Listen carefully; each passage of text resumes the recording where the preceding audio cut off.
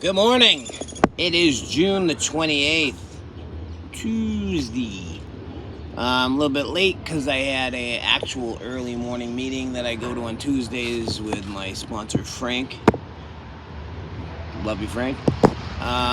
Also, Isaac Kennedy, who I met in my comments section, has started making videos again. It looks like he had taken a little 6-month hiatus, and we spoke briefly. And I noticed he's back today. I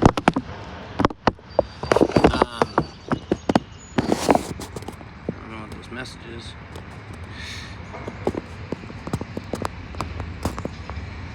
I can't make it go away. Alright. So I noticed he's back today doing his daily reflections, so make sure to check his channel out so you can get his take on what he feels on the reading. I haven't watched his yet because I didn't want it to influence what I was going to say. But here we go. We're gonna. Hey, Isaac, what's going on, buddy? I put your link in the description. So hopefully, if anyone checks it out, they'll subscribe.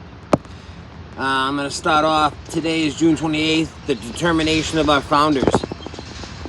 Pardon me. A year and 6 months later, these three had succeeded with 7 more. They're referring to when they started. There was 3 of them, and they harangued some other people in, and shoveled them off the street and got them into the rooms, and had some more people in recovery. Alcoholics Anonymous, page 159.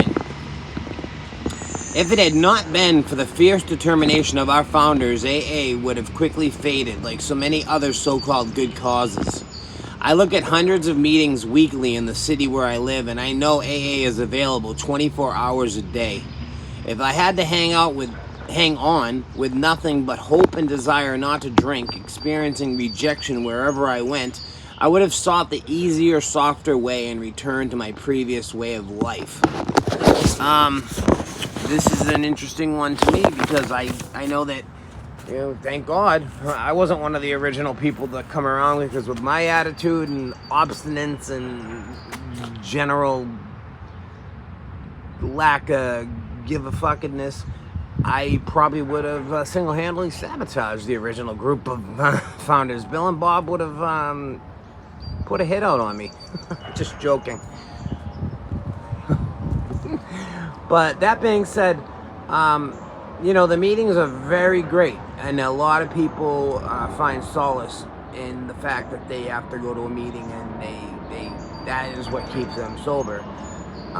What I wish to accomplish is to help people understand there is life outside of the room. The room is a vehicle to get you associated with the right people, the right literature, and the right frame of mind to know that you can do it. You can't do it alone, but you can do it. I don't like to think of needing a meeting to stay sober.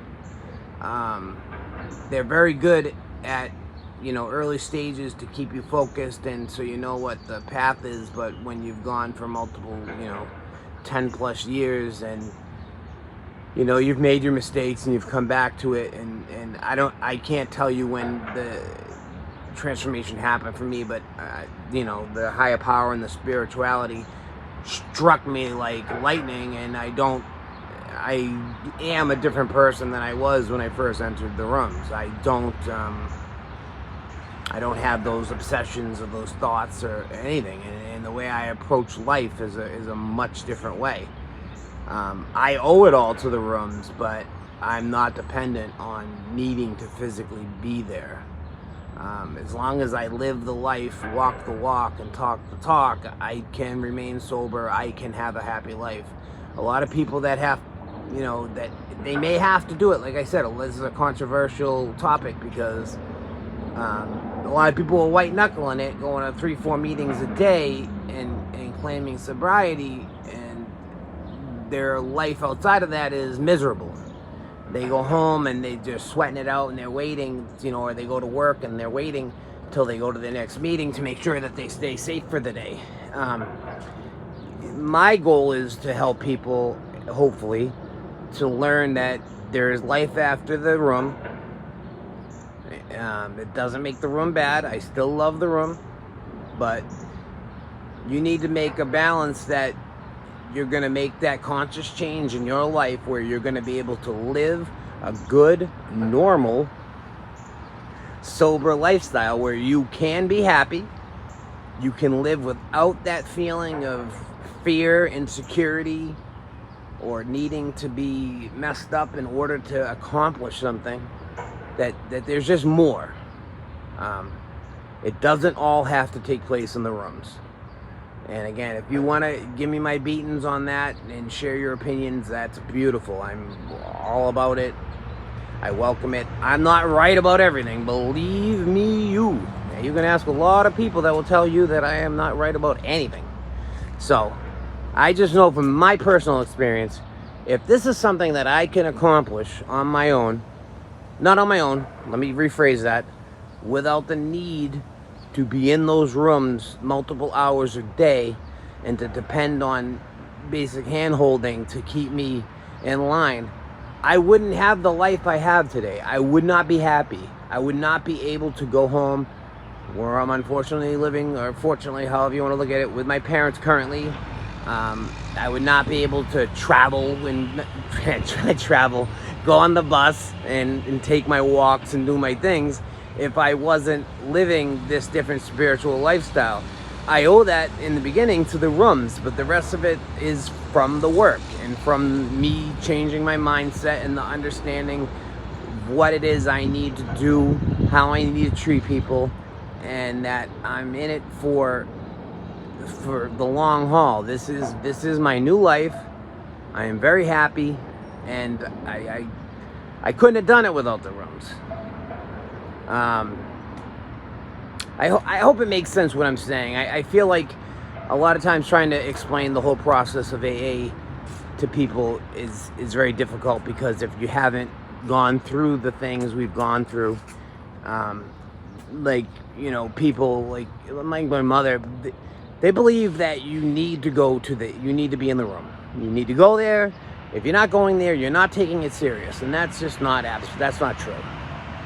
I go there at least once a week, usually twice. I'm gonna try to go some more just because summer's here. I should interact more in person with people that are in the same boat as me, but I am not in any danger of relapse. Well, we're all in danger of relapse, so I guess I'm putting my foot in my mouth a lot today. But I know that I'm safe. I'm not really in danger, because I know where I need to be. I know how to stay in my lane, keep my lane clean, and live a good life and be happy. I know I've rambled a lot today. Sorry. It's what happens when I go to a meeting before I come here. I get all kinds of other thoughts in my head. So, I'll be around. If anyone needs me, leave a message. Thanks, Isaac.